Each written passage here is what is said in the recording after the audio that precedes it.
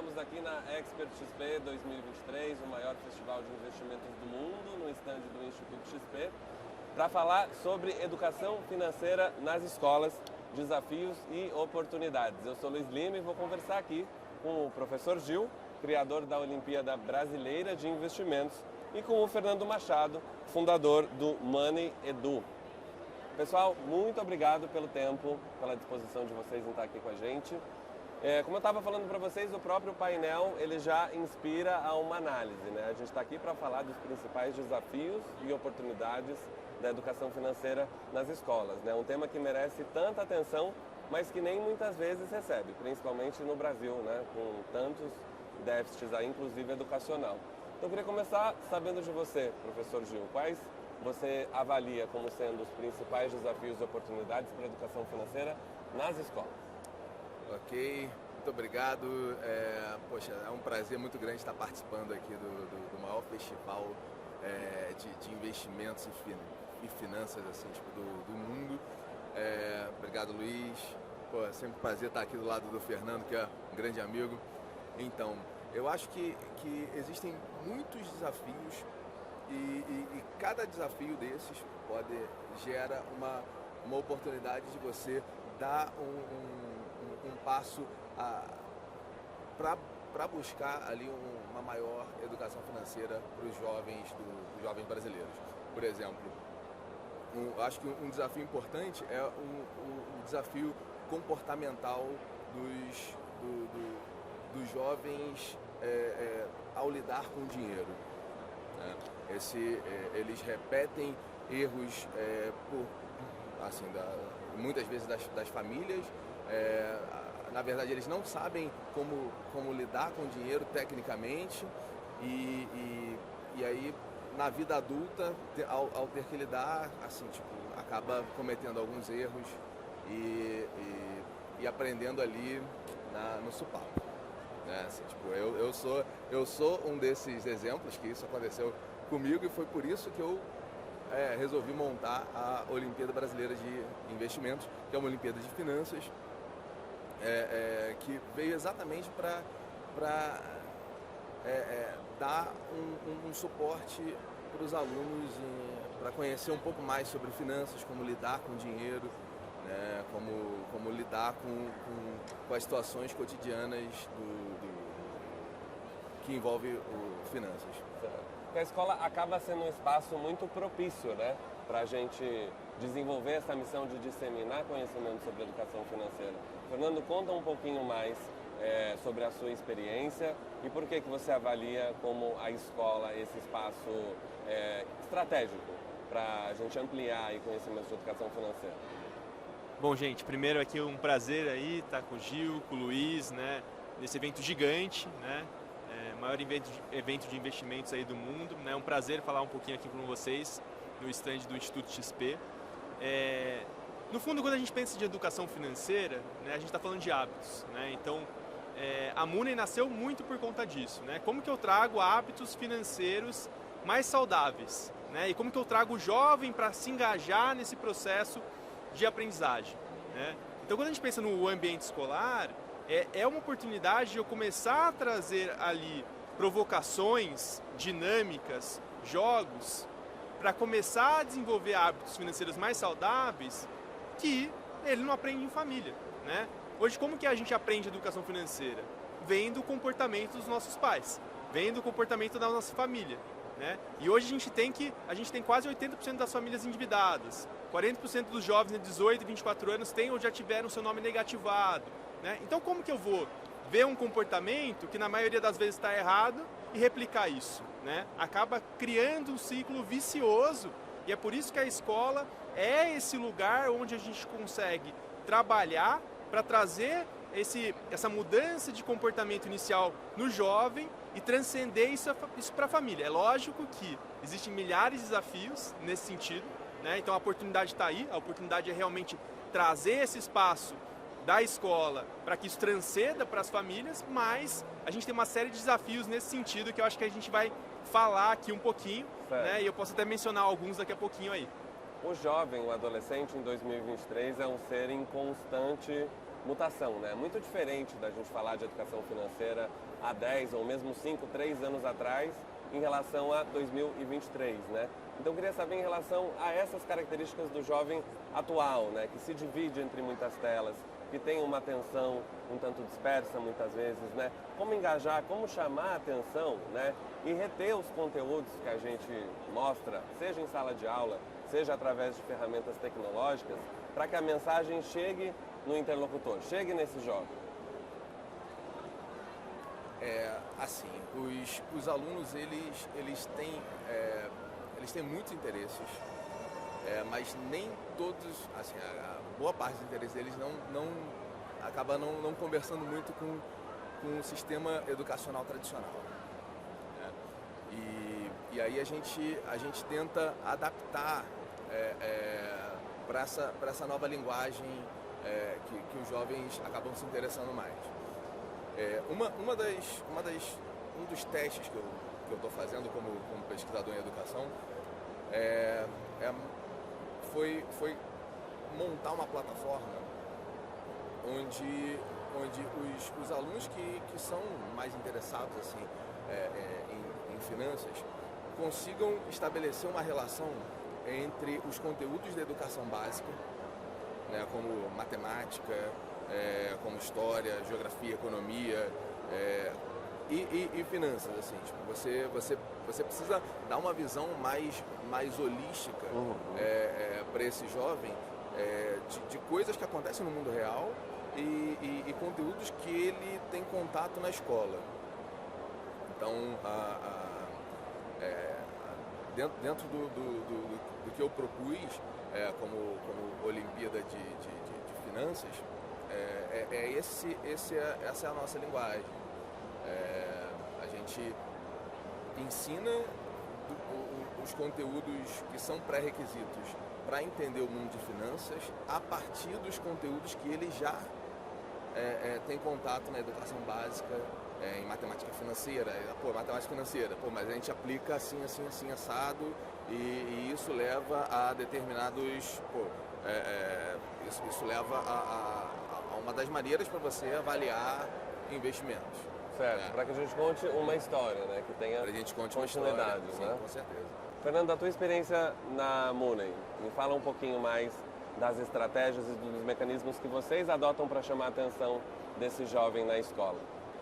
Pessoal, esse ponto que o Luiz levantou, né, é um ponto muito relevante, né? Como que eu vou engajar, né, esse jovem que é um nativo digital, que consome um conteúdo de uma forma muito diferente, né, que ficou 2, 3 anos ali preso em casa, só consumindo conteúdo do TikTok, do WhatsApp, do YouTube, do Instagram, às vezes acelerando e pausando no meio, né? Acho que aí tem um desafio muito grande de engajamento, né, porque tudo é muito imediatista, né? Tudo é muito imediatista. Então, o que a gente utiliza dentro de sala de aula são estratégicas muito trazendo tecnologia, então gamificação tecnológica, né? Então, por exemplo, uma das estratégias que a gente usa na plataforma da Mooney, a gamificação é muito parecida com a do Pokémon. Então, à medida que ele vai avançando nas jornadas de conhecimento, ele vai colecionando pets virtuais no estilo Pokémon, que ele pode trocar entre amigos, pode evoluir. E dentro de sala de aula, a gente usa uma gamificação mais analógica, né, com jogos de cartas, jogos de tabuleiro, para que ele se interesse no assunto, né? Quando eu falo de educação financeira, já traz um distanciamento inicial, né? Porque ele vai pensar em matemática, em juros simples, juros compostos, putz, não é o que eu quero, né? Então, como que eu trago, né, essa aproximação, tanto em ferramentas, quanto em contextos próximos ao que esse jovem vivencia no dia a dia, né? E isso trazendo tecnologia, contextos da realidade dele, jogos e dinâmicas para que aquilo fique interativo e ele entenda a importância de administrar o dinheiro para o projeto pessoal dele, né? Porque a gente vai ter ali numa classe, às vezes 100 projetos individuais diferentes, objetivos diferentes, a gente tem que entender que o dinheiro é um meio para ele conseguir alcançar esse projeto. Ele entendendo a importância, entendendo o propósito, né? Depois tudo fica muito mais fácil, né? Então é muito daí que a gente parte. Uma coisa que eu acho muito legal, eu sou fã do Mooney, né? Da Mooney. E o Fernando traz uma linguagem, a Mooney traz uma linguagem muito trabalhada para crianças, né? Lá desde do início lá do Fundamental 1, né? Do infantil, pô. E poxa, eu sou fã do trabalho dele, de como ele conduz essa introdução à educação financeira para as crianças assim, se colocarem como protagonistas no mundo, né? O segredo, pelo que eu entendi, é falar a mesma língua dessas crianças e desses adolescentes, desses jovens, e mostrar que tem propósito, né? Mostrar o reflexo prático na vida deles, né? A partir de uma linguagem direta, né? Exatamente, né? A nossa tese, né, é muito trazer a educação financeira de maneira prática, divertida, simples e humanizada, né? Então, é muito isso que você falou, né? Então, prática porque tem que ser algo ali que ele se engaje na hora de fazer. Simples porque eu tenho que desmistificar. A educação financeira é um tabu, né? O dinheiro eu não falo em família, né? Então tem que ser simples para que todo mundo tenha acesso, né? Divertida também nesse processo de gamificação, de trazer ambientes dos jogos, e humanizada, né? Porque não vai ter um certo e errado de educação financeira. Você parte sempre do projeto pessoal de cada um e a partir disso você vai traçar, né, aquelas metas, aqueles objetivos. Por isso tem que ser humanizado, né? Sim. E cada um vem de um contexto social diferente e aquilo tem que ser considerado quando ele vai pensar a educação financeira dele. Sim. Tá? Então é muito daí que realmente partiu o nosso projeto. Perfeito, Fernando. Só para não ficar perguntando aqui sozinho, a gente tem algumas questões aqui da plateia nesse saquinho. Vou fazer 2, 3? Vocês têm esse tempo? E a gente vai decidindo aqui quem responde. Dicas para jovens começar na educação financeira. Eu acho que sempre uma das principais barreiras é justamente esse gatilho inicial, né?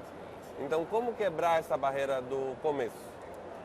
Uma das maneiras de você iniciar assim, na educação financeira acho que o primeiro passo é você assumir um sonho, botar, eu tenho uma aspiração daqui a tanto tempo conseguir um determinado objetivo. E aí, a partir daí, você estabelecer as metas, as submetas para você chegar nesse grande objetivo. E a educação financeira vai aparecer naturalmente, e aí os próprios alunos vão começar a buscar informações, como se organizar para conseguir chegar naquela meta lá, naquele sonho. Acho que esse é o grande motivador. Eu vou estudar, vou fazer, vou me educar financeiramente, para quê? O teu sonho vai te responder. Planos, realizar sonhos. Exatamente. Né? A educação financeira liberta e a gente sabe que ela é um meio para que isso seja possível, né, Gil? Queria ouvir de você. Eu concordo, né? Eu acho que assim, tem que ter um propósito por trás, né? E daí, acho que também corroborando o que o Gil comentou, o papel da família é muito importante nesse processo, né? Então, como é que eu começo a fazer, né, que meu filho, que esse adolescente comece a pensar e se preocupar em poupar e depois investir, né? E depois começar a entender de estratégias de investimento, né? Então, quando a gente fala de educação financeira, a gente acha que é investimento. Investimento é uma parte da educação financeira, né? Mas começa muito da base. Então, como que eu aumento o diálogo da temática em família? Como que eu trago esse momento de família para entender?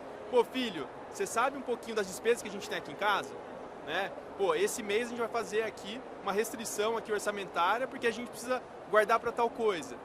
Ensinar um pouquinho, pelo menos como você faz a educação financeira doméstica, o seu planejamento doméstico, porque daí ele já vai começar a entender que existe um planejamento por trás, por mais que mínimo, e começar a se interessar por assunto. Né? Então, aumentar o diálogo da temática, né, é um dos pontos muito importantes. Isso é fácil, é rápido, né, e é uma dica prática para qualquer família que consegue aplicar isso dentro de casa. E dentro de casa, né, Gil, nada mais próximo do que a nossa própria casa e nenhuma fonte mais confiável do que a nossa família, né? Então... Com certeza. Eu tenho só compartilhar com vocês um exemplo meu de casa. Eu tenho um filho que já fez 23 anos hoje.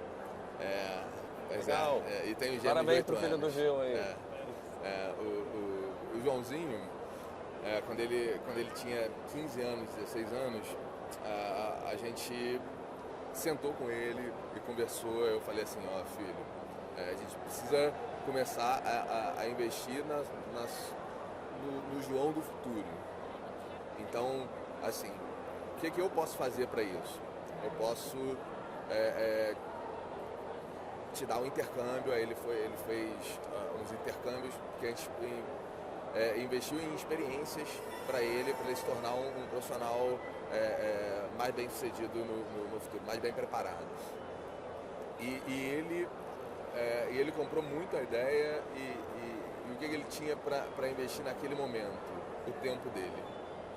E ele investiu o tempo, e aí ele fez 2 faculdades, fez Relações Internacionais na PUC-Rio, fez Direito na UERJ, ao mesmo tempo, e começou um estágio. Agora tá trabalhando, tá bem posicionado como advogado aos 23 anos, e hoje ele vê o resultado de um investimento que não foi um investimento financeiro, mas foi um investimento de tempo, que ele abriu mão de usufruir de coisas que ele podia usufruir enquanto adolescente. Naquele tempo ele tentou equilibrar as coisas, né? Mas abriu mão de um tempo que ele podia usufruir, que era o ativo que ele tinha naquele momento, e hoje ele está colhendo os frutos desse investimento, que aos 23 anos ele está bem, é um bom profissional, e é uma variável, tá saindo de casa. Viu? É uma das variáveis mais sagradas, saber trabalhar, administrar, investir bem o nosso tempo. Né? Para todo e qualquer planejamento financeiro, o tempo é uma variável chave. Agora eu vou partir para uma próxima pergunta, senão eu vou monopolizar aqui as questões. Pessoal, por que é importante... Mas a gente... tem um detalhe aqui. Não é só na educação, na escola, mas assim na primeira infância. Ou seja, por que é importante ter educação financeira na primeira infância nas escolas, né? A gente falou de começo e a gente volta de novo a falar de começo, mas com essa perspectiva do... criança está se desenvolvendo. Então vamos lá. Primeiro, definindo primeira infância aqui, eu não sou pedagogo, mas a primeira infância vai ter 6, 7 anos de idade.